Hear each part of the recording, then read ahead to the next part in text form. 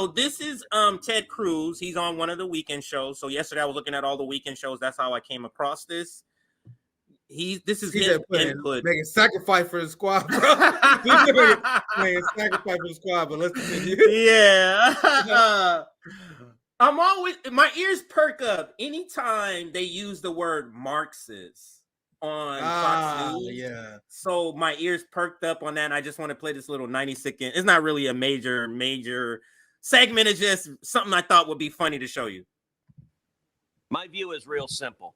Israel is correct, absolutely justified in eliminating Hamas and killing the terrorists. And the Biden administration needs to stop giving billions of dollars to terrorists who want to murder us. Now, what we're seeing here at home, Maria, is heartbreaking. We're seeing this rabid anti-Semitism on college campuses. Yep. And I got to say, it's a manifestation of exactly what my new book, Unwoke, is all about. Sure because is. it Bro, you're the one who's using wokeism. I'll let it continue. I'll share my thoughts afterwards. But this is the point that Glenn is going to hammer home. I'm going to show you guys that later. But the same people who criticize liberals for wokeism, they are now pushing woke imperialism. Anyway, let's continue. I'll share my full thoughts on this. I'm interested in seeing this. I haven't seen it, so I'll campuses. Yep. And I got to say, it's a manifestation of exactly what my new book, Unwoke, is all about. Because it explains cultural Marxism. You know, Karl Marx viewed the world as an inevitable conflict between oppressors and victims. And he put it in socioeconomic terms. The owners of capital versus the proletariat, the working men and women. And the solution Marx advocated is the violent revolution of the proletariat to forcibly overthrow the so-called oppressors and use government to redistribute the wealth. Well, I describe in the... When I heard that, I was like, wow, he is actually talking Marxism on Fox News. No, I'm glad he showed this, CJ. And you know what this proves, Nick? No, I'm sorry to step over you, but you know what this proves? You know who the top studiers of Karl Marx? Capitalists. They know that shit backwards and forwards. Go ahead, Nick. Go ahead with your to your point, this is why I don't do the thing where I pretend the ruling class is dumb, man. These motherfuckers are well studied. They study techniques that the generations before them did to uphold the power of the ruling class. They learn oppression techniques. They learn propaganda techniques. And more importantly than anything else, they study their enemy. Who's the number one enemy of the ruling class? Revolutionaries, Marxist revolutionaries, not the bullshit right-wing populace. You guys see now they fell off. But the true enemy are the people who criticize the structure in which your corruption is even possible, Ted. The capitalist system allows these worms to grow and become powerful politicians. So, of course, Ted Cruz studied from the people who came before him. He studies his enemy, and that's why we should study our enemy. That's why we do propaganda segment. You got to see exactly what your enemy thinks so you know how to approach them. So despite how dumb they pretend they are, when you see segments where they lie about socialism, communism, that's exactly what it is. It's a lie. They know what it is. Yeah, when you see Laura Ingraham, Ben Shapiro, all these unhinged right-wingers openly lie about what Marxism and communism is, you think they don't know what they're doing? They're following the techniques. They're following the steps to wage war against their true enemy. So I'm glad you showed this. It's a great, very interesting, but let's continue. Yeah, so I'll rewind it 15 seconds just so we can get the full sentence instead of fragmented. So here we go.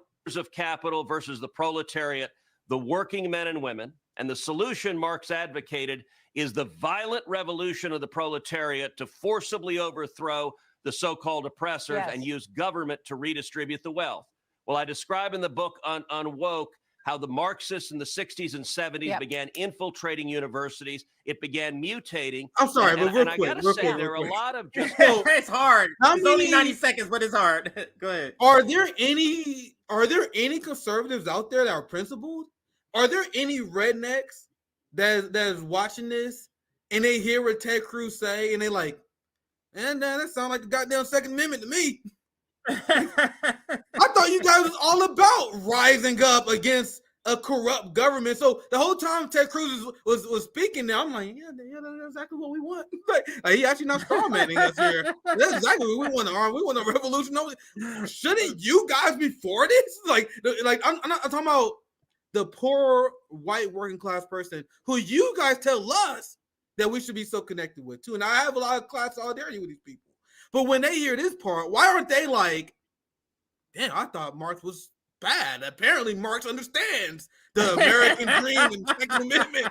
I just wonder if there are any rednecks that actually had that thought while he was saying that. I'll let it continue.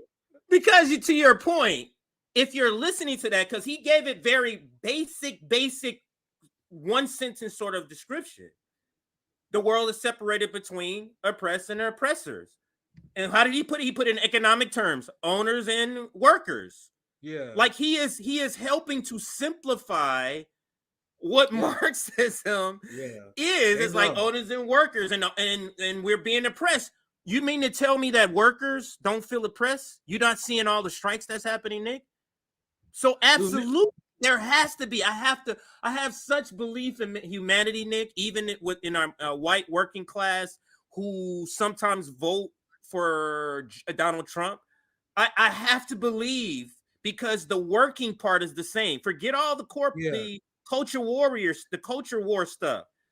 The same, I need food on the table. I need to pay my bills. The same thing it's the same. So yes, we feel oppressed.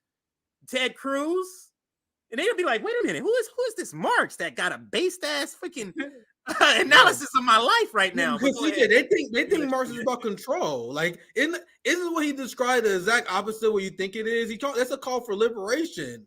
It's a call for freedom for the ruling class. There's nothing more free than having the dictatorship of the proletariat, of us having the means of the control of the means of production. But I don't want to let you guys, let's continue. Yeah, let's listen to a little more. It's about to end.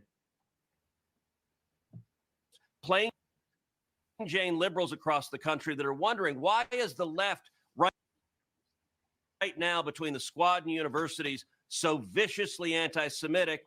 And the reason is, for the radical left, they have decided that Jews are the oppressors and Palestinians are the victims, which is why they support the violent revolution of the victims, even though, look, Hamas targeted civilians, raped and murdered women and children, and deliberately slaughtered infants. Yeah. Senator, thank you for your work.